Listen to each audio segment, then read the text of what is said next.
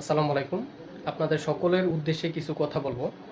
আপনারা সবাই জানেন যে সামনে কুরবানি ঈদ চলে আসছে। তো আমরা অনেকেই ঈদ করার জন্য ফ্যামিলির সাথে আমরা বাড়িতে যাব।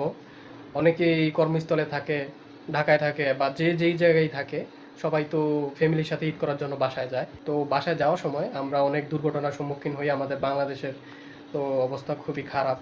প্রতি ঈদে আমাদের দেশে কিন্তু খুব বড় বড় দুর্ঘটনা ঘটে। তো সামনে গ্যাসের রোজার ঈদেও কিন্তু অনেক বড় দুর্ঘটনা হয়েছে অনেকগুলাই। তো আমরা সবাই একটু সতর্ক থাকব, সতর্কভাবে চলাফেরা করি, সতর্কভাবে চলাফেরা করব। তো আমরা যখন বাসায় যাব, আস্তে ধীরে যাব।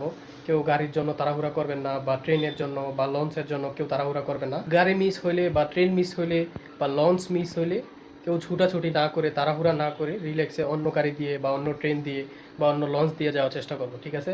তাড়াহুড়া করে নিজের লাইফকে বিপদের মুখে ফেলবেন না, কারণ একটা কথা সবসময় মনে রাখবেন, একটি দুর্ঘটনা সারা জীবনের কান্না। তো যাই হোক, সবাইকে অগ্রিম ঈদ মুবারক। সবাই ভালো থাকেন, সুস্থ থাকেন। আল্লাহ হাফেজ।